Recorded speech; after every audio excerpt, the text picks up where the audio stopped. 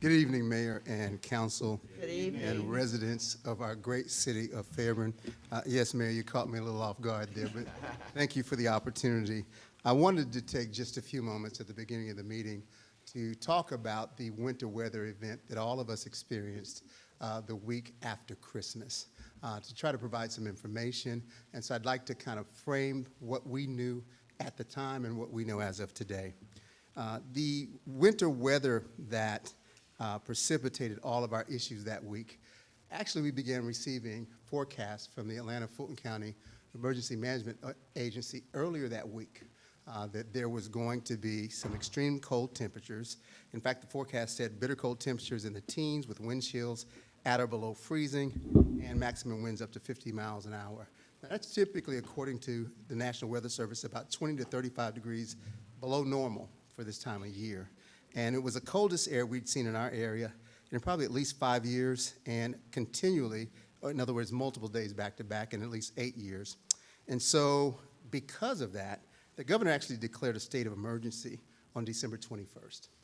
That was actually a few days before Christmas, as we know, in anticipation of these freezing temperatures.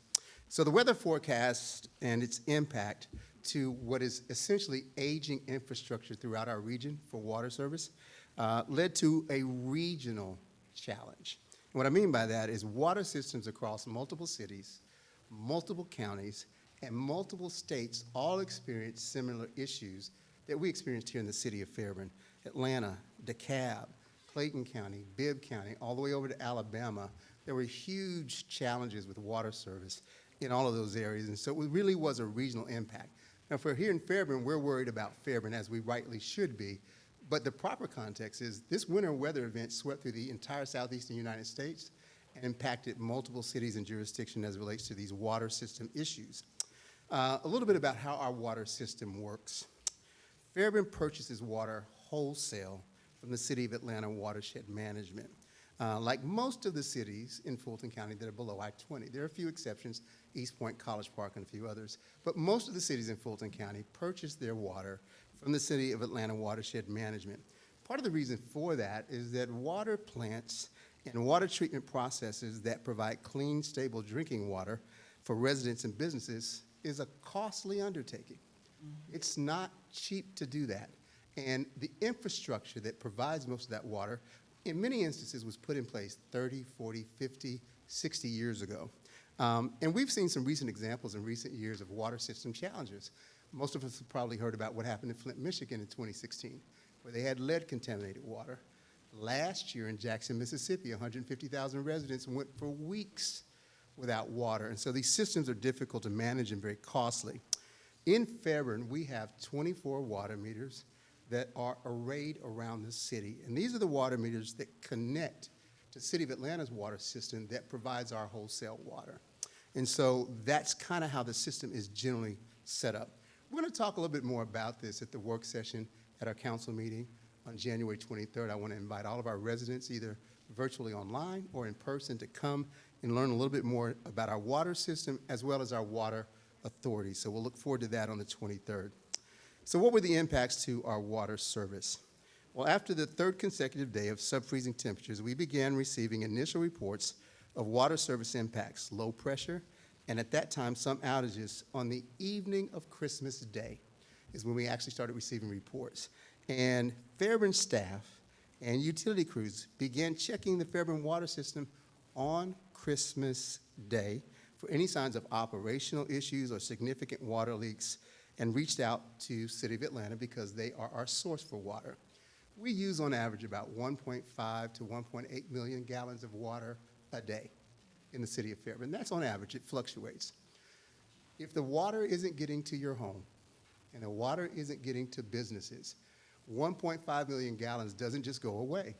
And so typically one of the first things we do is activate our utility crews to begin to look for water escaping the system. What is that? Flooded streets, water leaks, busted water mains, significant areas of water escaping the system. We started that on Christmas night and continued that throughout the week. During the course of the week, we found a few small water leaks that we did dispatch crews to repair. But during that entire time, at no point were we able to identify a significant water leak in the city of Fairburn that would clarify where all of that water that wasn't getting to your home and wasn't getting to a business, where was it going? Well, if it's not leaking in Fairburn, that tells us that likely it was prior to the water getting to Fairburn. Now, City of Atlanta, who is the major water provider that I mentioned, did have a series of water main breaks throughout that entire week, which they were posting on their Twitter and website, and they were managing those issues. Coupled with the freezing temperatures, we believe all of that kind of came together and caused the low pressure and water outages that we experienced here in Fairburn. So we began canvassing on Monday evening. We also continued that on Monday, which for city employees was actually the holiday, because as most of us know, when a holiday falls on the weekend, you typically get the next day off, which was a city holiday. But we still had our utility crews working on that holiday, canvassing those 24 water meters. And on Monday evening, we did two things. We started issuing communication updates, which I'll talk a little bit more about in a moment. But actually Monday evening, starting at about 8 p.m., our fire chief, who I believe is here with us tonight, was on the way back in town from visiting his family for the holidays. And he called me because he heard about what was going on. And being the type of fire chief he is, he said, "Mr. Tony, I think we're going to need some bottled water." I said, "You're right." So he stopped at because most of us realized that by Monday you couldn't find bottled water anywhere retail around here. So Chief Robinson stopped at a Home Depot in LaGrange and bought 200 cases of water Monday evening and brought them back on his personal pickup truck on the way back into town. And starting about 8 o'clock, me, our then interim Chief of Police, Anthony Bazidlo, Chief Robinson, myself, and your honorable mayor offloaded those 200 cases of water.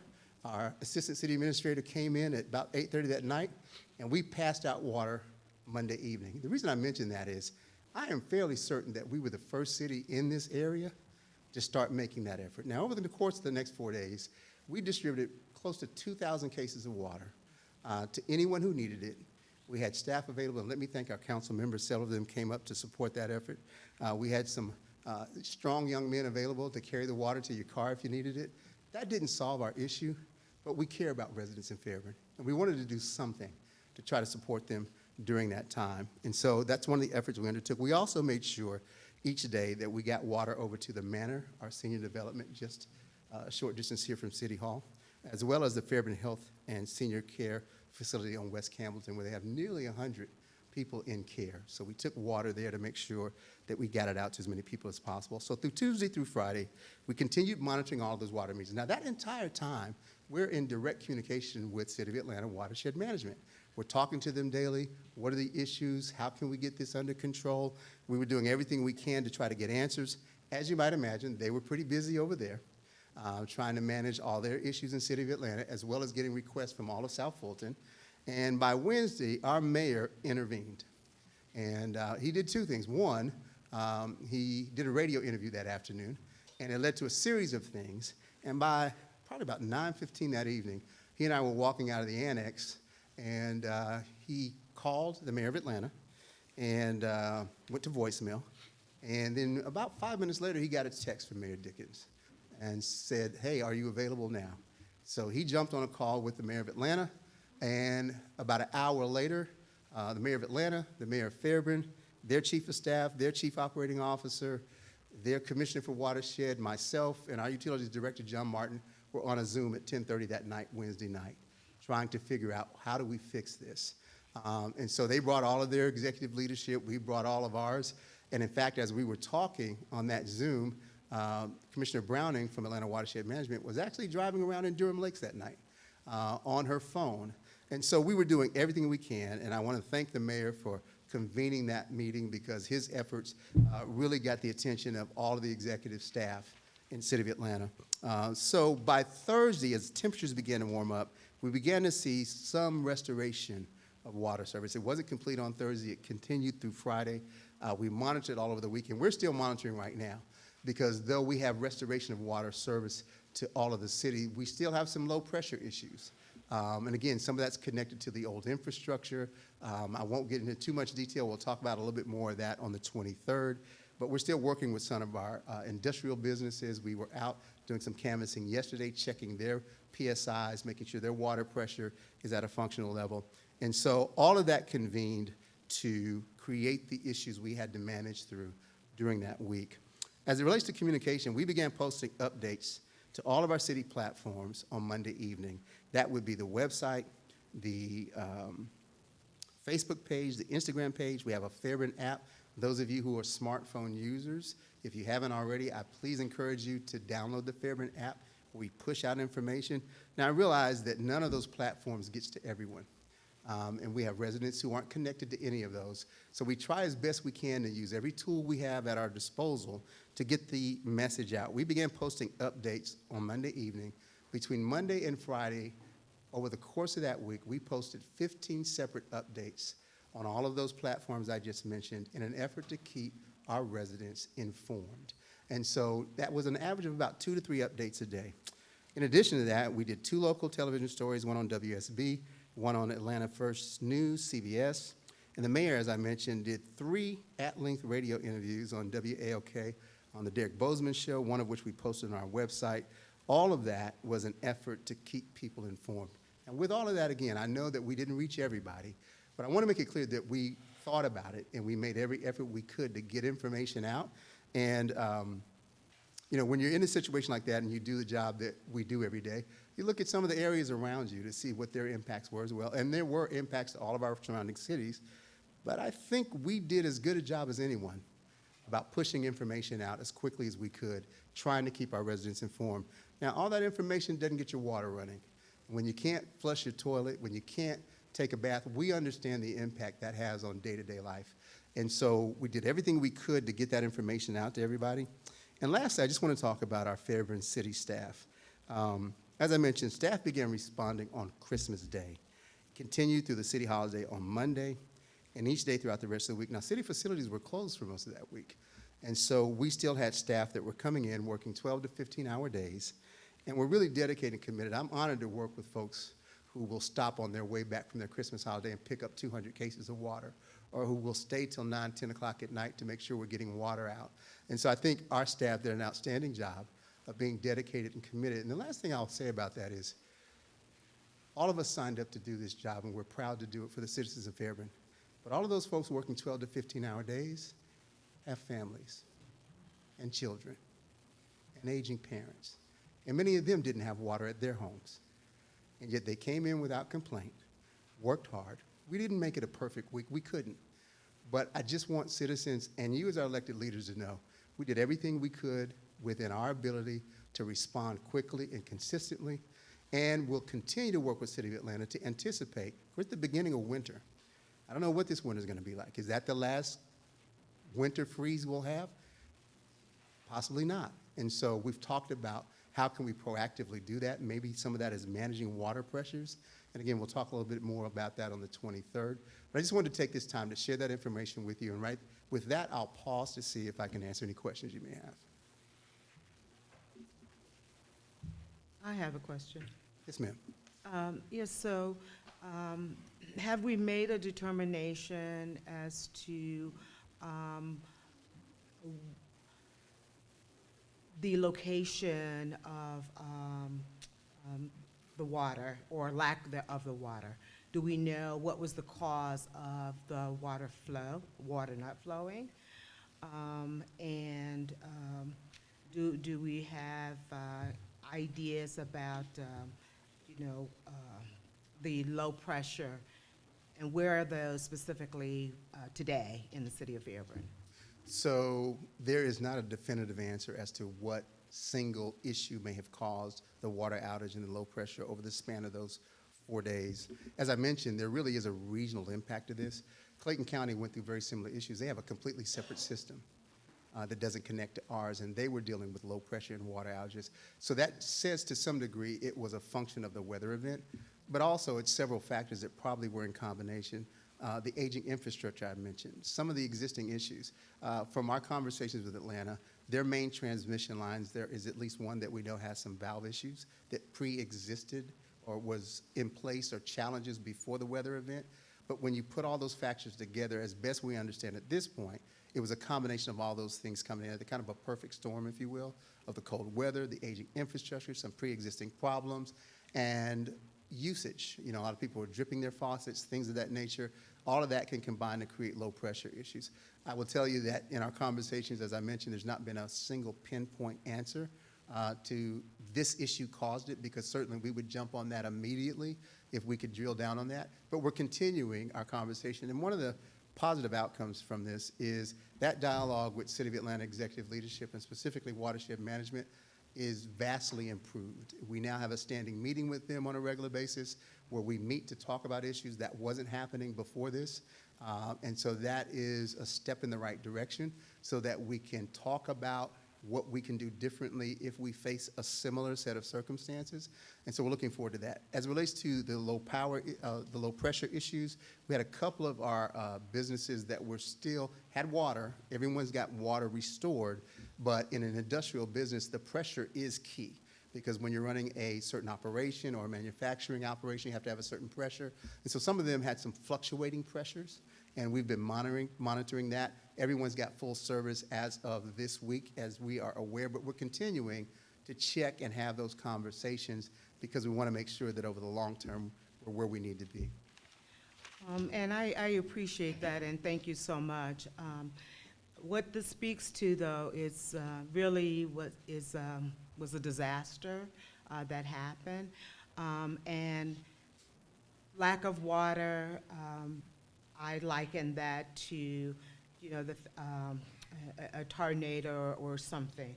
It was an emergency management. So this speaks to us now doing an assessment of our emergency management plan in terms of preparing to respond. My biggest concern is the lack of communication to those who are not on social media. So we just need to have some conversation and explore some ideas and some strategies that we need to have in place so that we can make sure that we're communicating to them. Because that was one of the large concerns that I had relative to it. And I do appreciate all the effort of the staff and the fact that it was over the holiday. They did work nonstop, and so I'm here to testify that they absolutely did. And not only that, they did it with a warm heart and with enthusiasm and with a smile on their face. So I appreciate all the effort of the staff, so thank you so much for that. Thank you. Ms. Davis. Mayor, thank you. Mr. Phillips, my question was going to be, what did we learn in reference to the communication between the city of Fairburn and the city of Atlanta? You did share some of the steps and strategies that we're going to put in place so it wouldn't be a gap or no communication when something like this has happened. I've been in the city lived here for 28 years and never experienced anything like this before. And I know, we're in a different time. We have more citizens, we have more subdivisions, so there's a lot of variables that's in here, but it has called our attention to, and I'm in agreement with Councilwoman Portis-Jones, of some of the things that we need to do in advance of crises and stuff like that. But again, I too would like to say thank you to our staff for what you did. It was a true exhibit of servant leadership because you were on holidays with your families and everything. And, I came down a day and it was like they were on a normal work day. It was awesome. It was a great display of you all's duties and how you feel about our citizens in the city of Fairburn. So I thank you so much for what you've done. And thank you, Mr. Phillips, and also to our mayor, who was also working, had his sleeves up, taking bottled water to cars and stuff like that. So It's just an honor to be a part of a group of servant leaders that understand that that is why we are here, to serve our citizens in whatever capacity. Thank you. Mr. Whitmore, and then Mr. Smallwood, go ahead. Thank you, Mayor. Ms. Phillips, Sir.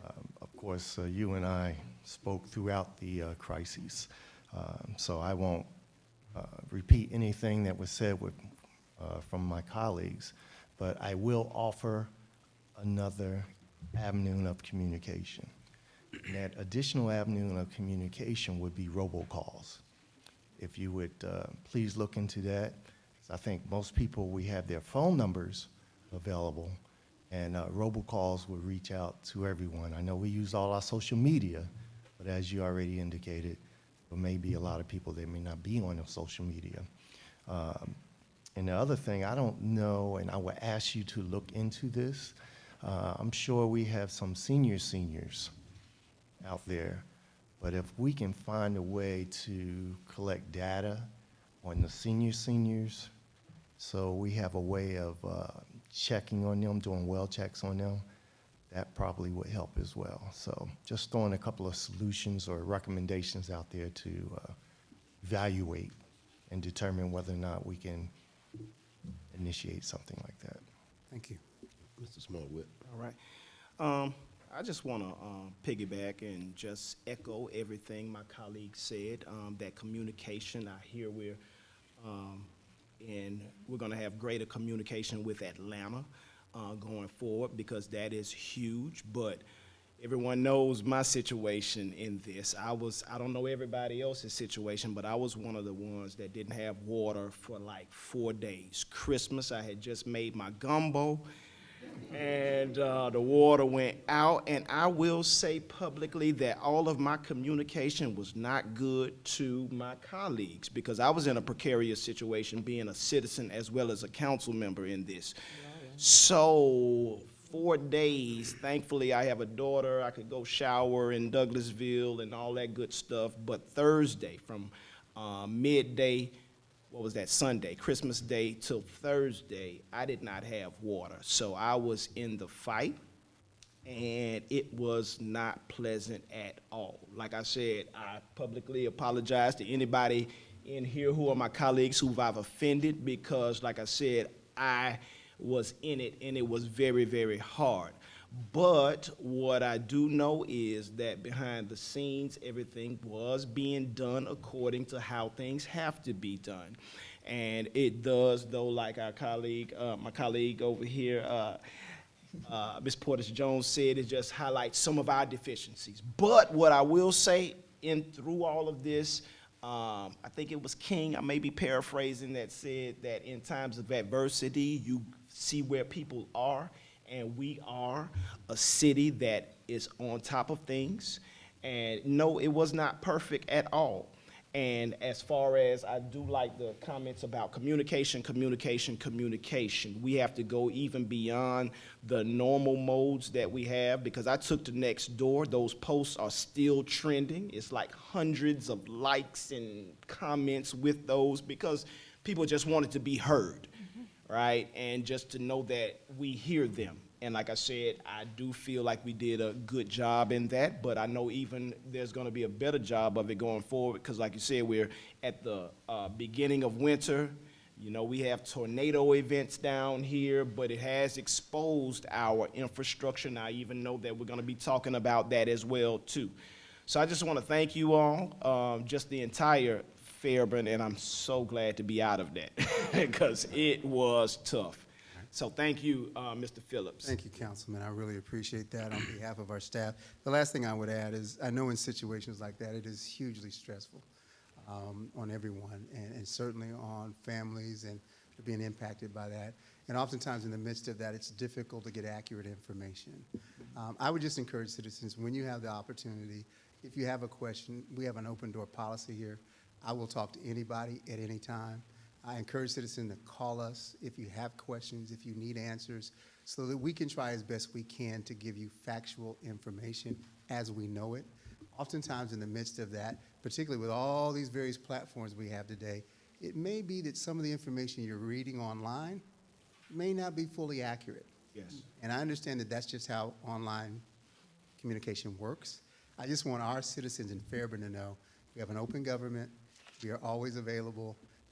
Please let us know if you have questions so we can try as best we can to respond to them. And I'll just add, without prolonging the point, again, I'm very proud of our staff, myself, and as well as particularly the city manager and assistant city manager on Christmas Day. We were all three away from our spouses pretty much the entire day, trying to plan what we were going to do in terms of what was within our capacity to do.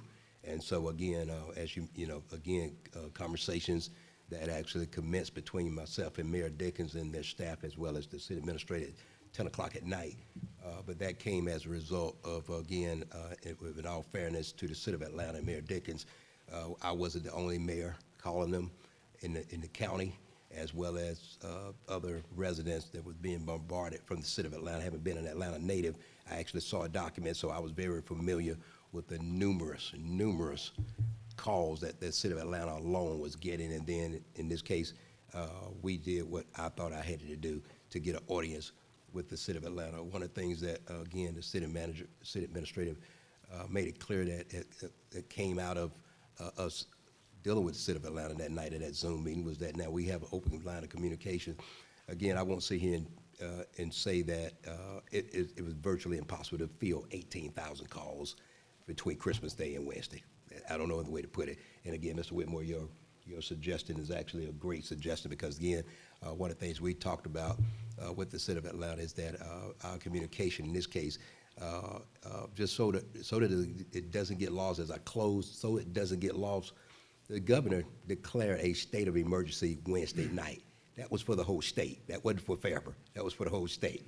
That's when, as a result of his declaration, again, several of the cities, and i.e. Fairburn, on Sunday, decided we had to come together, despite it being Christmas Day, and prepare for for anything that we could prepare for. Again, I was in constant communication with pretty much all of my colleagues. I want to thank you publicly for your support with the staff. Again, a lot of your staff was here 12, 15-hour days away from their families, and so I don't want that to get lost. Again, it's easy to criticize about what you didn't do right.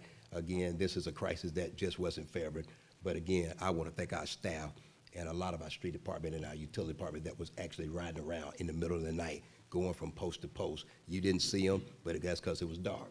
But again, I want to thank the city of Atlanta that came out. I want to thank the city of Atlanta, as several residents told me they woke up in Durham Lakes and over here on Vickers, where they saw the city of Atlanta vehicle sitting in front of their house at 6 a.m. in the morning, where they had been there throughout the night. That was again, I thank Mayor Dickens personally for that, publicly and privately. And so again, with that being said, we're at the front of winter, and I'm praying that we don't have to go through that anytime soon, because I sure miss my wife during that Christmas season. So she's in the back of the room. So I said that publicly to you, honey. So And I have a comment to make as well, if you wouldn't mind. go ahead, sir. I appreciate everything that the staff did, but I put in mind of the military dictum that if you have troops that report to you, the first and foremost thing you have to do is take care of them, okay? And if you find yourself in a difficult situation, okay, the perimeter is secure, they've been fed as best you possibly can, they're bedded down before you even think about yourself, so that when you stand up and say, "Follow me," they will.